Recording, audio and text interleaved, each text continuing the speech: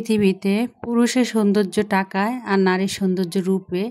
যে পুরুষের এই সমাজে টাকা নেই তার কোনো মূল্য নেই।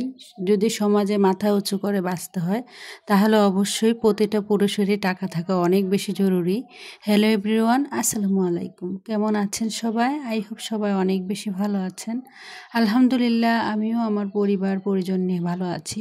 এই তো প্রতিদিনের মতো আবারও একটি নতুন লাইফস্টাইল ব্লগ নিয়ে এসেছি আপনাদের মাঝে। আশা করি আজকের ব্লগটা আপনাদের অনেক বেশি ভালো লাগবে। সকালবেলা ঘুম থেকে উঠে একটু বারান্দাতে চলে এসেছি। অনেক দিন হয়ে গিয়েছে বারান্দা আসা হয় না বা বারান্দার কোনো কিছুই আপনাদের মাঝে শেয়ার করা হয় না। তো বারান্দার গাছগুলোকে দেখে তারপর সোজা চলে এসেছি কিচেনে। আজকে সকালে নাস্তা এখানে নুডলস রান্না করে নিচ্ছিলাম।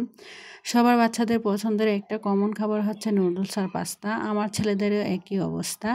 তো যাই হোক, এখানে কিছুটা পরিমাণ গাজর কুচি, তারপর টমেটো কুচি, পেঁয়াজ, কাঁচামরিচ, ডিম দিয়ে আর কি নুডলসটা রান্না করে নিচ্ছি ম্যাজিক মশলা দিয়ে। এইভাবে করে রান্না করলে আমার ছেলে মেয়েরা অনেক বেশি খেতে পছন্দ করে। তো যাই হোক, এদিক দিয়ে আর কি নুডলসটা রান্না করে নিচ্ছিলাম। ভিডিওর এই পর্যায়ে এসে যে সকল প্রিয় আপু এবং ভাইয়ারা আমার ভিডিওটি দেখছেন, প্লিজ ভিডিওটিতে একটি লাইক দিয়ে অবশ্যই কন্টিনিউ করবেন। আর যারা অলরেডি এই কাজটি করে দিয়েছেন তাদেরকে জানাই অসংখ্য ধন্যবাদ।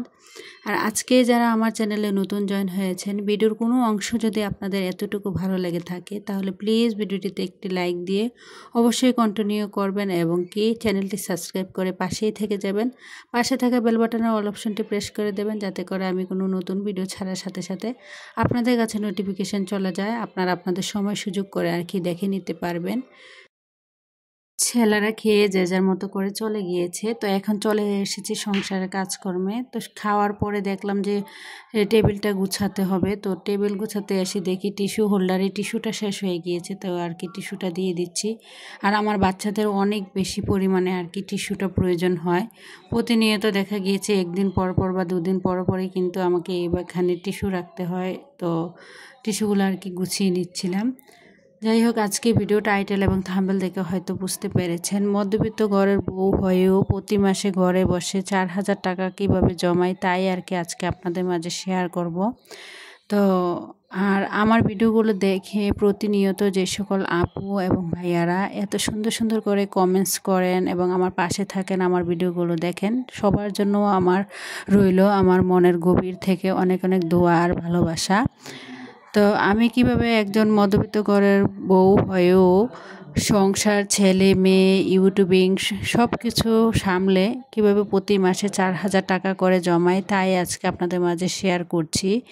তো আমার যারা পুরনো ভিউয়ার্স আছেন সবাই হয়তো জানেন আমি কিন্তু সেলাই কাজটা মোটামুটি জানি। তো আমি কিন্তু সেলাই কাজ করি। সংসারে কাজের পাশাপাশি নিজের কাপড় চোপড় সেলাই করার পাশাপাশিও কিন্তু আমি কিন্তু অন্যদের কাপড়ও কিন্তু সেলাই করি। যদিও আমার হাজব্যান্ড সেলাই, তারপরে দেখা গেছে সংসার, ছেলে মেয়ে, ইউটিউবিং সব কিছু সামলে আসলে এই কাজটা করতে অনেক বেশি কষ্ট হয়। কষ্ট হলেও কিছু করার নাই, কারণ দিন শেষে নিজের ইনকামের টাকাটা যখন নিজের হাতে আসে দেখতে কিন্তু অনেক বেশি ভালো লাগে, মনের মধ্যে অনেক বেশি একটা আনন্দ কাজ করে। নিজে ইনকাম করি বলেই তো দেখা গিয়েছে নিজের ছোট ছোট ইচ্ছেগুলো কিন্তু পূরণ করতে পারি। তো আমি যেহেতু সেলাই কাজ করি, আমি প্রতিদিনই চেষ্টা করি কি এক সেট হলো কিন্তু কাপড় সেলাই করার জন্য। প্রতিদিন যদি আপনি এক সেট কাপড় সেলাই করেন, আমরা যারা গ্রামের বাড়িতে থাকি 100 থেকে কিন্তু 150 টাকা কিন্তু আসলে সেলাই করেও পাওয়া যায়। আর যারা একটু শহরের দিকে থাকেন, একটা নর্মাল 3 পিস সেলাই করলো বাজার থেকে সেলাই করতে গেলে 400 থেকে 500 টাকায় কিন্তু চলে যায়। আর আমাদের মতো নর্মাল যারা গ্রাম মানে বাড়িতে বা বাসায় থাকি তাদের কাছ থেকে সেলাই করলেও কিন্তু 200 টাকা বা 150 টাকার নিচে কিন্তু কোনো কাপড়ই সেলাই করা যায় না। তো আমি যেহেতু সেলাই কাজটা জানি মোটামুটি, তো আমি কিন্তু প্রতি দিনই চেষ্টা করি এক সেট হলো কাপড় সেলাই করার জন্য। তো আমি প্রতিদিন হিসেব করে দেখেছি, যদি প্রতিদিন আমি এক সেট কাপড় সেলাই করি তাহলে প্রত্যেক দিন যদি আমি 150 টাকাও ইনকাম করি, মাস শেষে কিন্তু আমার একটা প্রায় 4,000 থেকে 4,500 টাকার মতো চলে আসে। তো যদিও দেখা গিয়েছে প্রতিদিন আসলে কাপড় সেলাই মাঝে মধ্যে থাকে, আবার অনেক সময় দেখা গিয়েছে গ্যাপ যায়। তো যেদিন গ্যাপ যায় ওই দিনটা তো আর ধরলাম না। তারপরও মানে আমি হিসেব করেছি যে প্রতি মাসে ইনকাম না হলেও কিন্তু আমার 4,000 টাকা কিন্তু ইনকাম হয়।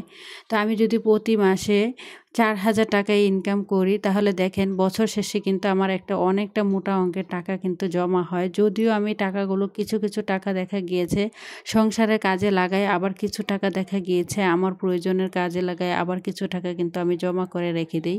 তো আমি প্রতি মাসে যদি এখান থেকে এই টাকাটা আসলে জমা করে রাখি, তাহলে মাস শেষে কিন্তু আমার 4,500 টাকা হয়। তো আমি সবসময় চেষ্টা করি আসলে টাকাটা জমিয়ে রাখার জন্য, কারণ এই টাকাটা দিয়ে আমার ইচ্ছে আছে আমার বড় একটা স্বপ্ন পূরণ করব।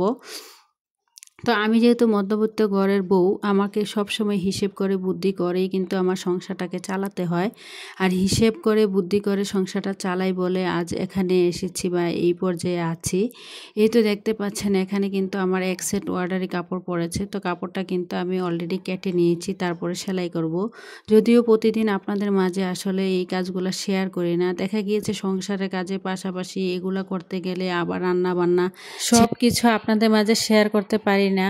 কাপড়টা কিন্তু আমি অফ ক্যামেরাতে রাতের বেলা আর কি সেলাই করেছিলাম। ওনার খুব তাড়াহুড়ো ছিল, উনি নাকি কোথাও যাবে, তো যার কারণে আর কি আমি কাপড়টা এখানে সেলাই করে নিয়েছি। এই যে একটা প্যান্ট সেলাই করে নিয়েছি আর জামাটা সেলাই করে নিয়েছি। অলরেডি আপু কিন্তু আমার বাসায় এসেছে কাপড়টা নিয়ে যাওয়ার জন্য, তো এখন আপুকে আর কি কাপড়টা গুছিয়ে দিয়ে দিচ্ছিলাম। আর এই যে দেখতে পাচ্ছেন মানে কাপড়টা দিয়ে দিচ্ছিলাম, তো উনি কিন্তু আমাকে টাকাও দিয়েছিল। তো ওনাকে কিন্তু আমি কাপড়টা দিয়ে দিয়েছি। আর এই যে দেখতে পাচ্ছেন উনি কিন্তু আমাকে 150 টাকা দিয়ে দিয়েছে। স্বামী, ছেলে, মেয়ে, সংসার সব কিছু সামলিয়ে এই যে আমি 150 টাকা ইনকাম করেছি, এটাও কিন্তু অনেকটা বেশি অবদান। আসলে নিজের ইনকামের টাকা 10 টাকা হোক 20 টাকা হোক, তাও কিন্তু আমার কাছে অনেক বেশি মনে হয়।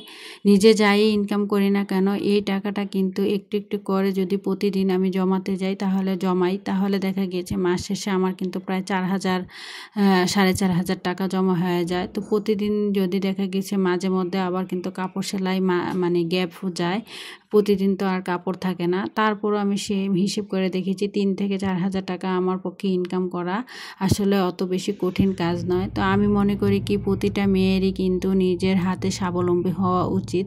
নিজের সংসারের কাজের পাশাপাশি স্বামী, ছেলে, মেয়ে, সংসার সব কিছু সামলে নিজে একটা কোনো কিছু করার মধ্যে অন্যরকম শান্তি কাজ করে। নিজের ইনকামের টাকাটা যখন নিজের হাতে আসে দেখতেও কিন্তু অনেক বেশি ভালো লাগে, বা মাস শেষে যখন টাকাগুলো একসাথে করি তখন কিন্তু মনের মধ্যে একটা অন্যরকম আনন্দ কাজ করে। আর এই টাকাগুলো দিয়েই কিন্তু নিজের ছোট্ট ইচ্ছেগুলো পূরণ করতে পারি। একদিক দিয়ে এই পৃথিবীতে কিন্তু টাকা ছাড়া কোনো মানুষেরই দাম নেই। টাকা আছে যার এই পৃথিবীতে সবাই কিন্তু তাকে অনেক পরিমাণ মানে যথেষ্ট পরিমাণ মূল্যায়ন করে।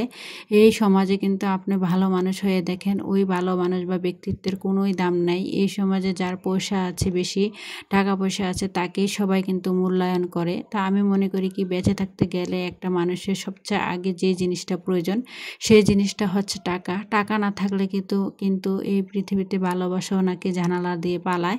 তা আমি মনে করি কি যদি আপনি সব দিক দিয়ে সুখী হতে চান, তাহলে আপনার জীবনে টাকা থাকাটা অনেক বেশি জরুরি। এই পৃথিবীতে যতই আপনজন বলেন না কেন, মা বাবা, ভাই বোন, বন্ধু বান্ধব, সবাই যতই আপন হোক না কেন, একটা বিপদে পড়ে দেখবেন কারো কাছে যদি 10 টাকা 20 টাকা চান, তখনই দেখবেন কে আপন আর কে পর, তারা কিন্তু তাদের আসল রূপটা দেখিয়ে দেয়। আসলে আমি মনে করি কি সমাজে বেঁচে থাকতে হলে অবশ্যই টাকা পয়সা থাকাটা একটা পুরুষ বলেন নারী বলেন সবারই অনেক বেশি প্রয়োজন। তো আসলে কখন কার কোন বিপদ আসে কেউ তো বলে কয়ে বিপদ আসে না। তো বিপদের কথা চিন্তা করা হলো কিন্তু আমরা প্রতিটা মেয়ে নিজে কোনো কিছু করার মধ্যে বা কোনো কিছু করতে পারাটা মানে এটা অনেক বেশি একটা জরুরি। বা নিজে ইনকাম করে 10 টাকা 20 টাকা বা 50 টাকা করে যদি জমিয়ে রাখে, এই টাকাটাই কিন্তু তার বিপদের দিনে অনেক বেশি অবদান রাখে। আমি যখন আমার টাকাগুলো জমাই, যখন আপনাদের ভাইয়ার কাছে অনেক সময় টাকা থাকে না বা অনেক মাসে দেখা গিয়েছে উনি ঠিকমতো বাড়িতে টাকা দিতে পারে না, তখন কিন্তু আমি আমার টাকাটা দিয়ে, জমানো টাকাটা দিয়েই কিন্তু খুব সুন্দরভাবে আমার সংসারটাকেও চালাতে পারি। তো আসলে সংসার চালাতে গেলে প্রতিটা মানুষেরই বা প্রতিটি গৃহিণীরই একটু হতে হবে বুদ্ধিমতী, মানে পরিশ্রমী, ধৈর্যশীল বা টাকা পয়সা মানে হিসেবি, সঞ্চয়ী। যেই নারী যত বেশি সঞ্চয়ী সেই নারী তত বেশি জীবনে উন্নত করতে পারে। যে হিসেব করে চলে সংসারের প্রতিটা খাত থেকে একটু একটু করে টাকা পয়সা সঞ্চয় করে ভবিষ্যতের কথা চিন্তা করে রেখে দেবে, দেখবেন সে কখনো বিপদে পড়বে না। তো যাই হোক, এদিক দিয়ে আপনাদের সাথে কথা বলতে বলতে কিন্তু অলরেডি আপনাদের ভাইয়া বাজারে গিয়েছিল আর কি। বাজার থেকে অনেকগুলো চিংড়ি মাছ নিয়ে এসেছে। তো চিংড়ি মাছগুলা দেখা গিয়েছে একটু মাঝারি টাইপের আর কি। আর আমার বাসায় কিন্তু সবারই কম বেশি অ্যালার্জি সমস্যা আছে। তারপরও আপনাদের ভাইয়া বাড়িতে আসার পরে উনি কিন্তু অ্যালার্জিযুক্ত খাবারটাই বেশি নিয়ে আসছে।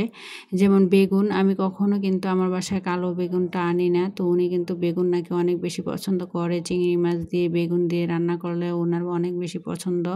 তো উনি অনেকগুলো চিংড়ি মাছ যেহেতু নিয়ে এসেছে, তো আমি সবসময় করি কি চিংড়ি মাছগুলো কিন্তু কেটে পরিষ্কার করে ফ্রিজে রাখি না, এভাবেই করে আর কি বক্সে রেখে দিই। আর আমার যখন যতটুকু প্রয়োজন রান্না করার কাজে আর কি অতটুকু একটু একটু করে নামিয়ে রান্না করি। এতে করে দেখা গিয়েছে, আমি দেখেছি চিংড়ি মাছটা যদি সাথে সাথে পরিষ্কার করে ফ্রিজে রাখা হয় অনেক বেশি নরম হয়ে যায়। তো যাই হোক, এদিক দিয়ে কিছুটা চিংড়ি মাছ আমি এখানে পরিষ্কার করে নিয়েছি। আজকে পেঁয়াজ টমেটো দিয়ে চিংড়ি মাছ ভুনা করব, আর মিষ্টি কুমড়ো শাক দিয়ে আর কি টাকি মাছ দিয়ে রান্না করব। আর তো এখানে আর কি অলরেডি কিন্তু আমার কুমড়ো শাক রান্নাটা প্রায় হয়ে গিয়েছে। সব মশলা দিয়ে টাকি মাছ দিয়ে কষিয়ে আর কি এখানে কুমড়ো শাক রান্না করেছি। আর এই যে দেখতে পাচ্ছেন ব্লেন্ডারে কিন্তু অলরেডি আমি এখানে কাঁচামরিচ টমেটো পেঁয়াজ আর কি নিয়ে নিয়েছি, এগুলো আর কি ব্লেন্ড করে নেব। আর আমার কাছে কেন জানি ব্লেন্ড করে কোনো কিছু ভুনা টাইপের করতে অনেক বেশি ভালো লাগে, পাবদা মাছ বলেন রোস্ট বলেন। তো আমি অফ ক্যামেরাতেই কিন্তু পেঁয়াজ আর কাঁচামরিচ টমেটো এগুলো ব্লেন্ড করে নিয়েছি। আর এখানে তরকারি শাক তরকারি রান্নাটা শেষ। তো এখানে চিংড়ি মাছগুলো ভেজে নিয়েছি। তো এখন আর কি চিংড়ি মাছ বোনা করার জন্য যে আগে থেকে যেগুলো ব্লেন্ড করে রেখেছিলাম সেগুলো কড়াইয়ের মধ্যে দিয়ে দিয়েছি।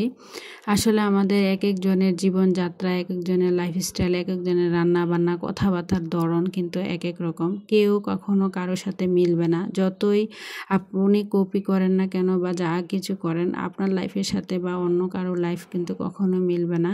তো যাই হোক, এদিক দিয়ে কিন্তু আপনাদের সাথে কথা বলতে বলতে দুপুরে রান্না বান্না শেষ করে গোসল করে নিয়েছি, মেয়েকে গোসল করে নামাজ পড়ে নিয়েছি।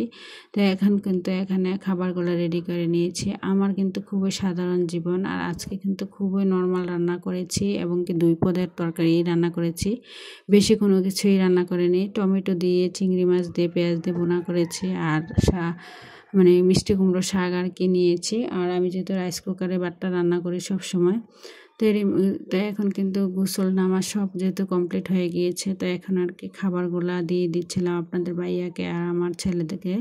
তো আমার এক ছেলে যেহেতু মাদ্রাসা থাকে, তাকেও কিন্তু খাবার দিয়ে এসেছে অলরেডি। তো যাই হোক, আমার পরবর্তী ভিডিও দেখার আমন্ত্রণ জানিয়ে আজকের মতো ভিডিওটা এখানে শেষ করছি।